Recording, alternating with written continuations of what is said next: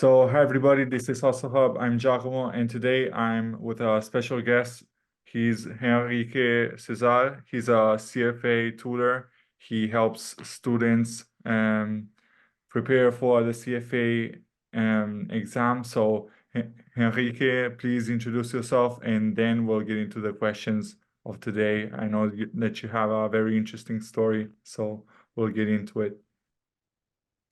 Well, thank you, Giacomo, and thank you for inviting me for this talk here. I think it's going to be hopefully very entertaining for the audience.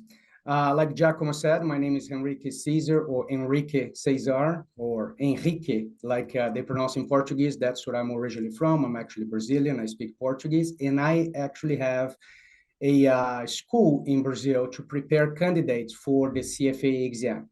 We offer classes in Portuguese, tutoring as well, but we also have a platform where we have classes, courses, complete courses for the CFA exams. And I'm glad that you invited me here. Hopefully we can talk a little bit about the CFA, the progress on the financial market, the advance of robots, machines, and what your audience could be aware, especially those that would like to follow the career in the financial market. Okay. Maybe let's start off with a little bit of background. What made you go into the finance route in the first place, and what is your background before you were a CFA tutor? Perfect. So I always liked numbers. In high school, I already had the facility to understand numbers, and I like it. So I knew I was going to go for something number oriented. So I thought about engineering. I thought about other careers, but then I thought, we always want to make some money, and I was fascinated by the financial market at the time. And we're talking about here 1990s. Where it wasn't exactly the way it is now. So we still have like a old-fashioned way to do business at that time. So I always been attracted to that. So combining with my passion for numbers, I decided that finance would be a good career for me to pursue. So I ended up like going through I left Brazil to study in the United States. I did an MBA at California State University. And then I did a post-MBA at McGill University in Montreal, in Canada. And after that, I joined the financial market for a little while. And then I ended up doing most of my career in academics. I was a professor at the Vermont State University, a university in the state of Vermont in the United States. Okay. So, what are the differences? What made you want to go to the United States?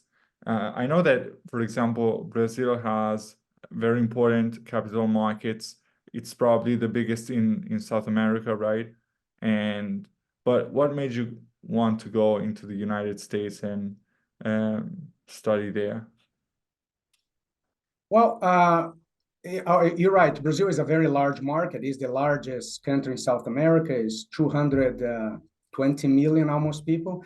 A lot of people don't know, but Portuguese is the most spoken language in South America just because of the size of Brazil. So yeah, you're right. It's a large financial market. I could actually had a career in my home country, but I did with a lot of colleagues of us from China, from India, and other countries do. We go to study in the United States because we know it's, or at least when I went there, was the most efficient financial market in the world. It was things were happening in the United States in the financial market. So nothing better than go there and learn from folks that actually work in the financial market in the United States. So that's one of the premise that I follow. Second was the prestige. When you do an MBA in an American university, of course, not any American university, but the one I did was in the state of California, so it was very respectable. So that counts as well in the curriculum. So I had that in mind as well to kind of enhance my curriculum by, learning, taking an MBA in American university rather than a local university here. Okay. So let's talk a bit about what you did before getting into academics. I think you were a trader, right? What made you go down that route and rather than, I don't know, investment bank or something else? And what are the skills that you think made you go into that route that were necessary to work in that field? Because I didn't know better. It was an opportunity. They were recruiting in my university. It was an equity firm. It was day trading. At that time, day trading was very popular, and you needed people to do day trading. Today, in those days, we don't do day trading the way we used to do. Now we have machines to do that. But at that time, companies used to have a trading floor with 100 people, all of us trading, and we keep a bit of the profit, and they keep some as well. That was the deal at the time. So I got in because it was, let's say, the easiest way for someone with no experience at the time. I got an opportunity and I took it. So and it was great. They sponsored me for the Series 7 certification, which is the mandatory to buy and sell assets in the United States, financial assets, I mean. I also did this at that time, the Series 55, which was to become a NASDAQ trader. At that time, NASDAQ, beginning of 1990s, actually middle 90s, end of the 1990s, the software companies and tech companies were just booming. Now, internet was all over the place, so the NASDAQ was, very, very popular at that time, and they were looking for traders to take advantage of that market. So that's it, and I did this for about 5 years, 4 years, 5 years, until the crisis of 2002, 2003 arrived, a little bit before the 2004 American elections. And the market was just like, then I realized it wasn't for me. That trading, that type of work, it was not for me. It requires a different personality, which I did not have. I discovered that I was too emotional, let's put it this way, to be a stock trader or an equity trader at that level, because you're doing day trading. So it was just like, it was all about quick profit. It's in, out, and this can be very stressful. At least I found so. And I always had a passion for teaching. So I knew at one point I was going to deviate from as a professional worker in the financial market and join academics. I was just getting more prepared for that. So at the same time that I was an equity trader, I was also doing an MBA program in conjunction, because I knew what I had, that being a trader was not a career of my choice. So if I could go back on time and I have all choices, I would not choose to be a trader. I would probably be an analyst or work more on the research side rather than front of the house, buying, selling. That was not something that I enjoy doing. Okay. But I'm just curious, what it's like, did you have the opportunity to have training before getting in the job? What was it like? Because right now a lot of campuses have, for example, the Bloomberg terminals on campus and so on. Did you have that same experience? How did that work? So imagine this: if the university I went, they had a real fund with real money for donations, donors and alumni, etc. So they had real money, so they divided us, if you took a particular class, they divided us in groups, and then we manage a portion of that portfolio the way we wanted. So we learned by doing. That was exactly the same way that company I got hired did. They provide us with the cash, and they give us a daily limit of trading at the beginning, and you could learn by doing. That was pretty much. So they were actually taking the risk of let us learn by doing, by buying, selling in the market without taking any course or anything. We had to be certified Series 7 and Series 55 at the time to be able to negotiate on the New York Stock Exchange and NASDAQ. But other than that, the idea was to learn with the job. That's what my company was doing at that time. Okay. So you said you left trading in what year? 2000? I left trading in 2004. Okay. Yeah, almost 5 years. I was there from 99 to 2004. I was an equity trader, active trader.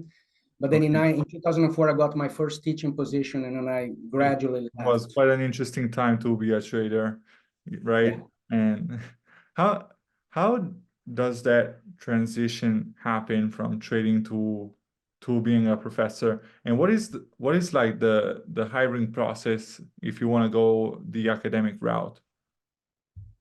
Right. So the professional skills that I got, or the professional experience that I got, of course, it helped during interviews. And one way that we could that a business professor becomes desirable is the experience that the professor can share, the real experience the professor can share in the classroom, right?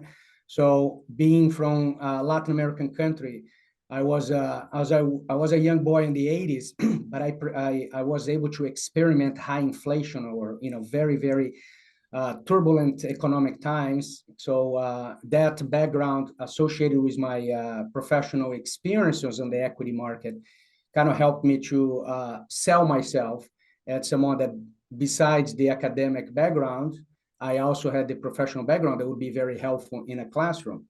So that was the package.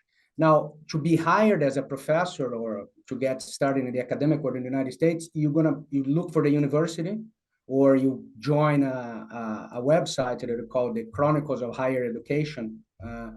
And then you put your resume there, and then put which type of position would you like, and then you keep receiving those emails and contacts, and one thing leading to the other. I actually, honestly, I got my first job going there myself.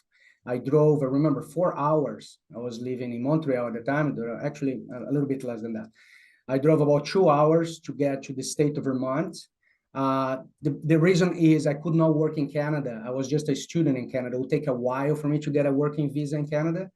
And when I went to the United States to study, I ended up actually working on my paperwork. So I got a green card at the time. So I could work in the United States and I could not work in Canada. So I drove from Montreal. I was at McGill at the time, and literally knocked the door of the school, the college at the time, and say, listen, here I am. I would love to have at least one opportunity. And I think I did a good job selling myself. I got an interview, and then I impressed the folks over there. And then next thing I see, they hired me for one class.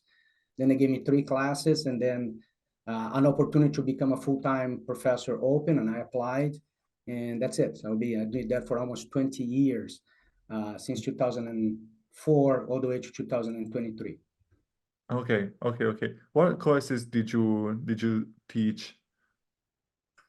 So I did start. I started with economics, especially because I like that background in hyperinflationary scenarios, and understanding how to correct the numbers from one year to another, things like that. That one was kind of relatively very easy for me to understand because I live it.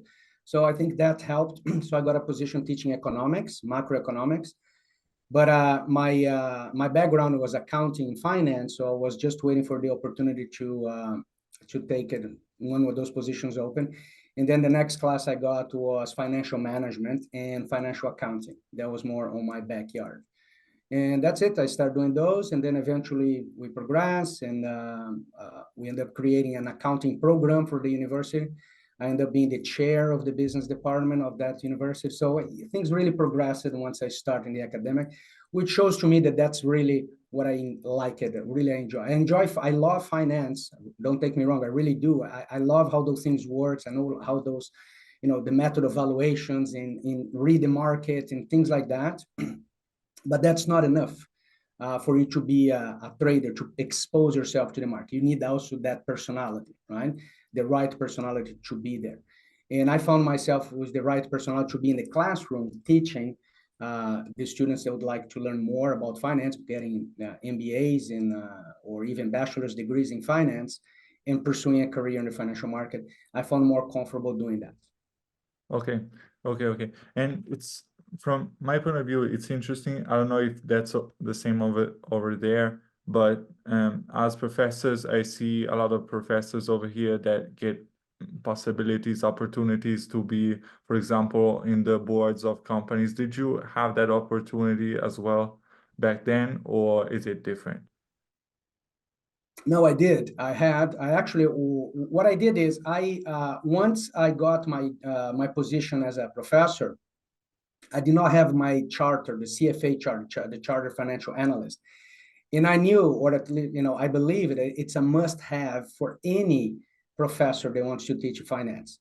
I mean, I understand a PhD or a master's from a very respectable tier 1, as we say, university, should be enough. But I believe that a professor that also has the CFA charter it demonstrate a little bit more knowledge in the classroom, because it's not an easy title to have. I imagine we're going to talk about it a little bit further, so I'll leave it up to that time. But the CFA Chartered was something that I want to pursue right when I start being a professor. I knew that was the way for me to advance in my career as well, because I didn't want to do a doctor's degree, right? A PhD or anything like that. That would slow me down, and I was already in the game. I was comfortable the position that I was. So what I did is I joined the CFA Institute as a volunteer. That was back in 2005, 2006. I was just a volunteer. I was participating there. I was giving my time. I was helping them whenever they need, because the CFA Institute is also a research center and has a mission to spread finance literacy around the world. So what they establish is they establish points in each country, not every country in the world, not yet, but one day maybe. And that's called CFA Societies. And those societies are responsible to do certain things. One of those is financial literacy. So I joined as a member, and things go progressing, and I end up getting my charter, the CFA charter, and then I joined the board of directors of the CFA Society. In that case, was in Vermont, and I was on that board until almost I retired. I started with the academic committee, so I was in charge to going to universities and talk with students, finance clubs, investment clubs. In the United States, it's very popular, the universities, to have investment clubs on the business schools. So we contact those clubs, and we offer TED Talks, we offer dinners, we offer engagement. And we also go to high schools and create the stock market game, so we could spread some financial literacy starting at the high school. Anyway, so I was then in that job on the board of directors, and then I ended up being vice president of the board of directors when the opportunity arrived. So I was able to kind of coordinate a little bit more what the society was doing. So I did not have time to join another board, like a private organization, but the CFA Society, being a board member, gave me very much what I needed to understand how a board functions, the importance of corporate governance. Even now, I understand very well the importance of ESG, environmental social governance, because of that time that I was at the board of directors. So it was a great experience I had. Okay. So you felt like it was important to get involved with the CFA Society even back then. But what are the differences between the CFA and all the other certifications and so on? Because I see a lot of them, CPA, FRM, and so on. So can you please guide us through that? And what are maybe you can talk a bit more about the benefits of joining a CFA Society for your career? Absolutely. So yeah, like I said, I decided that the CFA was, it was the exponent of the certificate. See, I even would be very careful. I don't call the CFA a certification.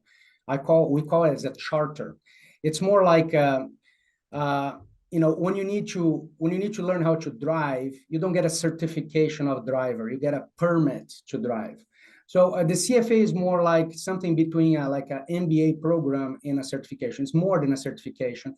And there are some colleagues, including myself actually in the group, that compares the CFA charter or title as a title of an MBA of a respectable MBA in finance in a respectful university. We call tier 1 universities.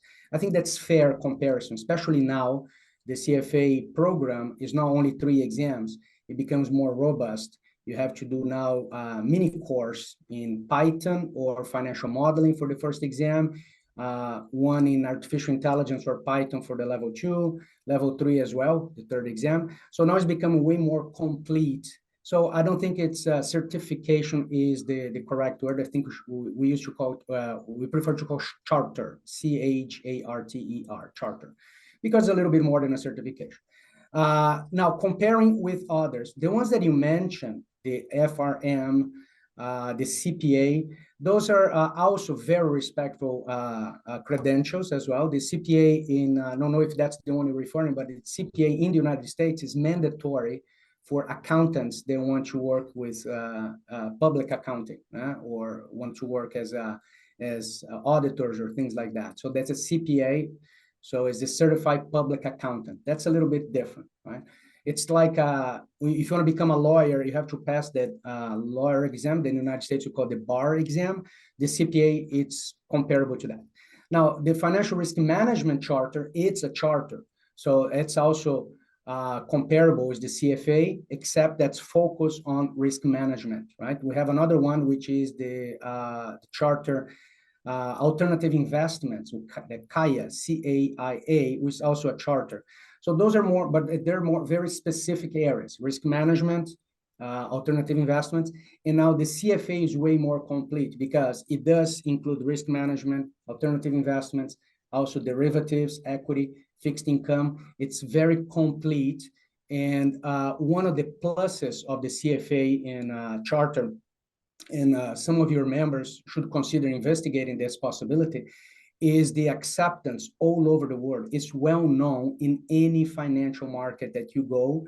And if you have the title CFA, we know what it is, they will relate it. Because if you work in a financial market, you will know what the CFA charter means. Okay, okay. And tell a bit more about, the benefits of the CFA Society, why it is important, and yeah, what the members get out of the, joining the events and so on. Perfect. Yeah, that was missing my answer. So the CFA Institute, which is the head of all this, they create the CFA program, etc. One of the ideas is in any country could have a CFA society, anyone, okay? Any country could have more than one. Canada has several, United States has several CFA societies. What happened is you needed a certain number of members that have interested parties that has this at least two or three, I don't recall exactly, needs to be the charter, needs to have the charter, the CFA charter. And then you ask the CFA Institute that you'd like to create a CFA society in your country. And of course, you have to go through a process of an application process. And if it's granted, then you have a representation of the CFA Institute in your country. So what does it mean? It means that you're going to promote events, you're going to invite guest speakers, you're going to promote dinners, you're going to spread finance literacy in the area that you are engaged. It could be a country, state, right? I was in the Vermont CFA Society, CFA Society of Vermont, which is a state in the United States. But in Brazil, they only have one. So they have the CFA Brazil. So that covers the whole territory. And that's because of the number of charter holders in that country. The more charter holders a country has, the more probability to have more than one society in that country. So what we do is you try to get members, right? So interested in one day become a CFA charter holders or interested in spread finance literacy or be engaged in finance literacy in that area. So we go in universities, we try to go to professionals in the financial market, in the local financial market, and we offer memberships. Some of those memberships could be free, some of memberships are paid, but it's not much. What you get in return, it's much more valuable because you're going to have a network at your disposal. You're going to have dinners, you're going to have events. So again, if you want to start in the financial market with some networking, knowing some people in your area, and you have a CFA society there, I would definitely strongly recommend you to join it. Okay.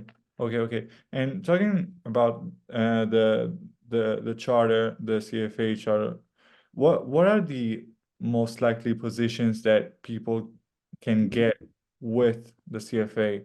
So I see a lot of people, for example, in asset management, in wealth management, but is it widely accepted in all the positions in finance? Yes, it is widely accepted in all positions in finance. The only thing is that the more you ascend in your career, maybe an MBA would be in conjunction with the CFA would be very valuable for that top position in the financial market.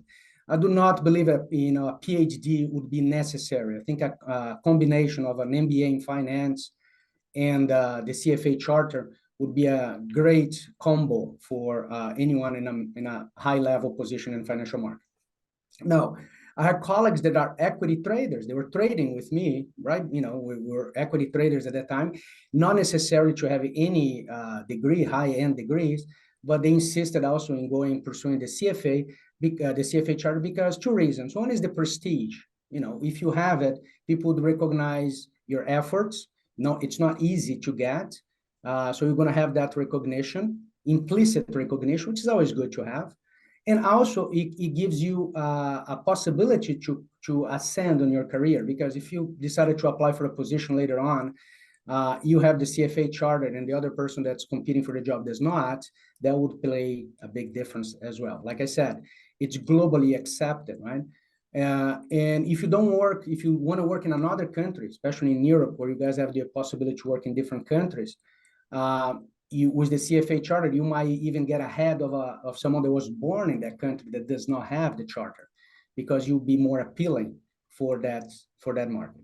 And third, what I would add here is the advance of the robots and artificial intelligence, right? This whole thing that's actually very accelerated in the financial market. It's taking over very quickly. Look, I was a stock trader back in the year 2000. We're 90 of us in the same trading room. That job doesn't exist anymore for a person. It's a algorithm doing, right? It's high speed trading doing what I was doing back at the time. So that's a tendency that's, in my opinion, is going to dominate it all over the financial market. So entry level positions, the financial advisory position, all of those positions, I think, will be taken over by the machines. Therefore, those that want to work in the financial market will have to be different, differentiate themselves. So now more than ever, the CFA chart is becoming something that we strongly recommend as a differentiation mechanism for you, guarantee a good position in the financial market. But to answer your question like quickly is, it doesn't matter which position you are in the financial market, the CFA, even if it's not required to have for that job, it's always a good idea to have as a way for you, if you need it, to change careers, go or even move away to another country. That's going to give you more leverage to do so. Okay. And talking about how you got yourself to be a CFA tutor, how did that work? How did you start off with that idea? How did you develop this company, and how did the CFA Institute help you in this journey? Perfect. So I think tutor, I mean, it's okay a word, but the correct title is Prep Provider, CFA Prep Provider. That's the title that they give to us at the CFA Institute. So I'm a prep provider, exam prep provider, let's say, meaning I provide teaching, I provide courses, I provide tutoring to those that are pursuing, want to do the exams. In the materials in English. Not everybody speaks English as a first language. As a matter of fact, the majority of the CFA charter holders or folks that are actually passing the exams in the past few years are not English speakers as a first language. So that demonstrates that, you know, it's not English. You know, the fact that the exam is in English should not be a stop for all of us to do it, right? What I did is I observed that in Brazil, which is the largest financial market in Latin America, right? Is the richest country in Latin America. It has a lot of market, has a lot of trading power. The number of CFA charter holders here was like very small. It was about, when I started, was like around 1,200 Brazilians with the CFA charter. A country like South Africa, for example, has more than 2,000. Hong Kong has more than 8,000. So again, we're a little bit, Latin America had less than 1% of all CFA chartered holders, right? Even the countries in the Mid-Eastern area, Dubai area, were getting more charter holders than Latin America. So I thought it's an alert. And I decided, well, I've been teaching for 20 years in academics. I've been helping American students. I taught more than 5,000 American students to ascend. I said I would like to give back a little bit to the Brazilians as well. And I was very comfortable with the material. I was not only, I had the charter, I did the exams, but I also taught that material in the classroom. Right? I teach in MBA programs, I teach in graduate programs. I taught the material in the classroom. So I was very comfortable. So I decided, it was the pandemic. I was in my apartment. I was alone. I said, no, I need to do something. Then I said, okay, why not? This was in my head for a while. So I decided, let's do some classes in Portuguese of the material and see what happened. And one thing led to the other, and then I ended up getting the attention, and more folks here in Brazil decided to take the risk and give me the chance to prepare them for the exams. And we've been having every exam, I've been approving candidates, levels 1, 2, and 3, and that's built up. And now we actually having more exposure down here. We know it's a very specific market that we're looking for, right? We're not offering anything else except preparation for the CFA exam. We offer some business English classes in conjunction for those that need it, but the focus is the CFA program is to help the folks to pass the 3 exams and become charter holders.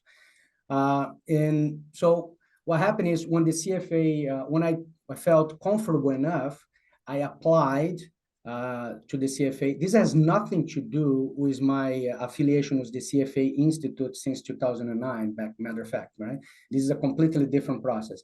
That's one of the good things about the CFA Institute is the integrity and the fairness that the program applies in anything, not only for the exams, but the fairness on who's going to apply for this, who's going to apply for that. There's no privilege or no preferences, right? So again, I did like any other one that would like to have the affiliation with the CFA Institute could do. Right? It's just go to the website and fill up an application to become a CFA Exam Prep Provider. And if they accept it, if they think that's reasonable what we have to offer, they will grant the chance to be a prep provider, and you're going to be listed on their website as a CFA prep provider. Right? Doesn't mean that the CFA Institute is saying that we are better than anyone else that's not in that list, right? We want to be clear here. It's just that we fulfill an agreement that we would be able, or with the best of our abilities, to provide the best preparation for the candidates that are looking to be CFA charter holders. Right? And that's it. We happened this last year. We become a part of the list of the CFA Institute Prep Providers.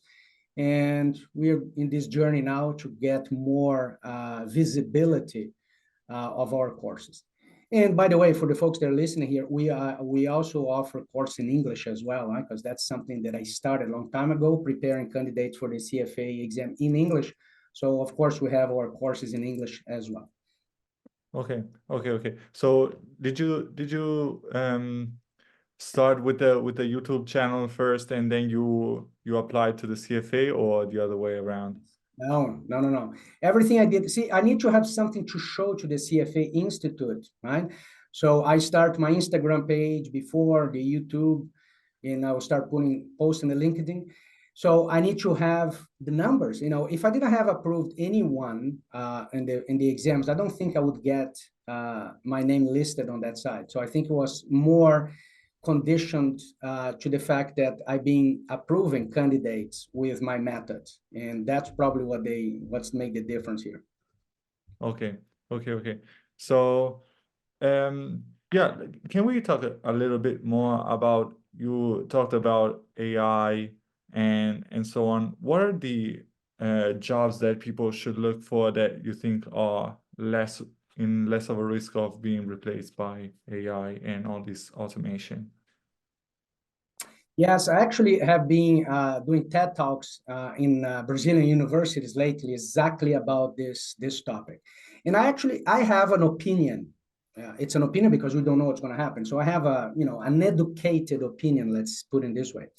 What I think is going to happen is the following. I think that the large institutions that today holds most of the transactions in the financial market, I'm talking about big banks and large investment banking and the big players of the financial market, I think those are going to be the ones that are going to be losing more.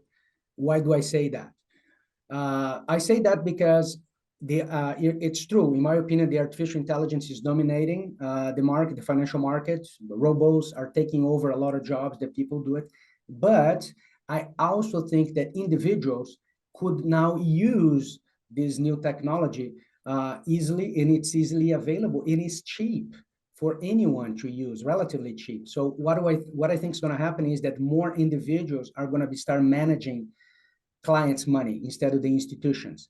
So we're going to see, in my opinion, more one person or two people that got together, they create a fund, they start getting some exposure. People, they have some robots working with them. They convince folks to give the money to be managed. They do a good return, and they start establishing their way. So that's what I think is going to happen. More individuals, more like startups, small business, let's say, right? Yeah. Even Given some, the cost of the entry barrier cost is less, you think that people have the correct. ability to use those technologies Absolutely, to exactly. benefit more.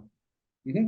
That's what I think is going to happen. So in conjunction to a CFA charter or a doctor's or an MBA or something that can call the attention of your clients, of your expertise, that's going to be key for success as well. So it's the expertise. So that's why I believe now those that want to start in the financial market must consider investing themselves, investing into getting more knowledge, either on Python, either on artificial intelligence, financial market in general. And the CFA Charter offers all of those to the folks that are interested in pursuing that. Okay. So I'm done with the questions. It was a very interesting conversation. If you want to add anything else, feel free to do so. If not, I really want to thank you for taking the time and sharing your experience with us. No, Giacomo, I want to say thank you to you as well for the invitation. I thought was very nice. I like to talk to people about the importance of education, financial education. And I want to tell everyone here that watching that I'm available. Get in touch with me. We have, if you want to check my channel, we have videos in English as well, teaching the material, the CFA exam. So the folks that are interested in prepare for the exam and would like to know more about it, would like to have more information, get in touch with me. I'll be glad to help you on that. Other than that, it was very enjoyable talking to you, Giacomo. Okay, thank you. So this is it for today. I'm Giacomo. This is Hustle Hub. See you next time.